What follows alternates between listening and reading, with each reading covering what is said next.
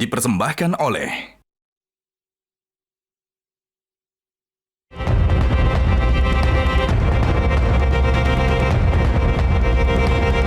saya sangat bangga tim saya, kabinet saya bekerja dengan sangat kompak tanpa lelah.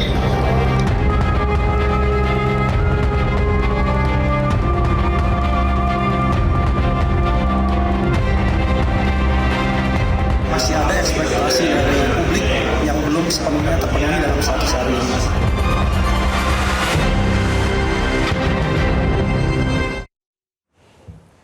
Baik pemirsa, sudah ada 4 narasumber di studio kontroversi. Di sebelah kanan saya ada Ketua DPP Partai Gerindra Hendar Sahmarantoko. Selamat malam Mas Hendar. Selamat malam. Berikutnya juga ada Ketua DPP Partai Golkar Dev Laksono. Mas Dev, selamat malam. Selamat malam. Di sebelah kiri saya ada juru bicara Kantor Komunikasi Kepresidenan atau PCO. Ada Kang Ujang Komarudin. Selamat malam Kang Ujang. Terima kasih sudah hadir di kontroversi. Dan juga ada Direktur Eksekutif Parameter Politik Indonesia Adi Prayitno. Mas Adi, selamat malam. Selamat malam. Terima kasih semuanya sudah hadir. Mungkin saya ke Mas Adi dulu. Mas Adi, kalau tadi Mas Budi Ari Setiadi, Menteri Koperasi, memberikan skor 7 untuk dirinya sendiri selama menjadi menteri di 100 hari pertama.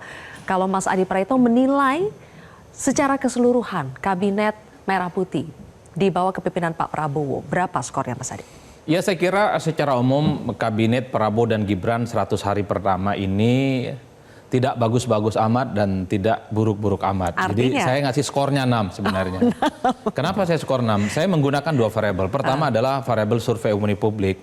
Jadi suka tidak suka, survei itu kan adalah alat bantu sebenarnya untuk mendeteksi bagaimana persepsi publik terkait dengan kinerja pemerintah. Kan sudah banyak survei yang menyebutkan 80,9% mereka itu cukup percaya bagaimana Prabowo dan Gibran itu sudah memulai sesuatu yang positif. Meski pada saat yang bersamaan publik sebenarnya tidak terlampau tahu apa indikasi tingkat kepuasan itu. Karena memang biasanya survei opini publik itu kan pertanyaannya tidak terlampau mendalam. Pertanyaannya tertutup, terbatas apakah Anda puas dan tidak. Setelah itu kan tidak diperdalam. Apa yang membuat Anda puas? Misalnya disebutkan satu persatu. Di survei seringkali terbatas, tidak di situ. Maka saya menemukan jawabannya, yaitu di survei yang berbasiskan kualitatif yang seperti yang disampaikan oleh kawan-kawan Cilios itu, dia mencoba untuk bagaimana mencari preferensi, bagaimana pendapat kalangan ahli yang disebut dengan expert judgment itu, bagaimana para ahli yang dinilai punya kapasitas, punya kompetensi, punya pengetahuan yang mendalam terkait dengan kinerja pemerintah dan menteri, kemudian muncul skornya. Sekalipun saya tidak terlampau setuju dengan skornya yang saya kira terlampau minor ya, tapi secara substansi yang ingin saya katakan adalah per hari ini 100 hari kinerja Prabowo Subianto dan Gibran itu yang paling bisa diraba itu paling mungkin hanya soal makan bergizi gratis, kemudian biaya haji turun, kemudian ada diskon untuk tarif listrik sebulan 2 bulan.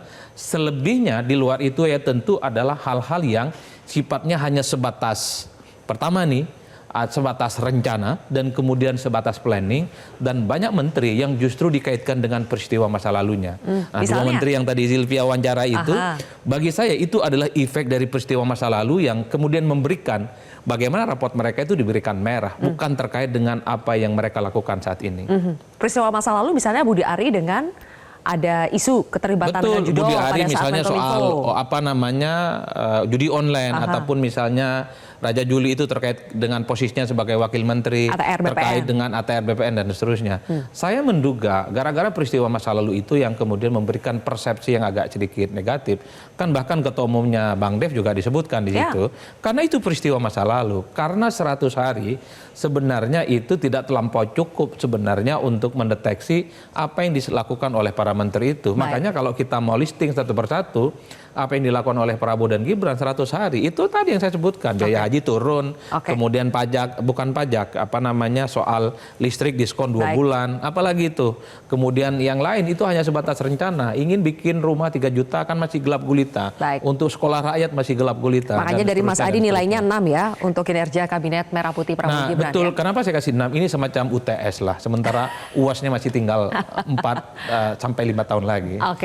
Jelajahi cara baru mendapatkan informasi. Download Metro TV Extend sekarang.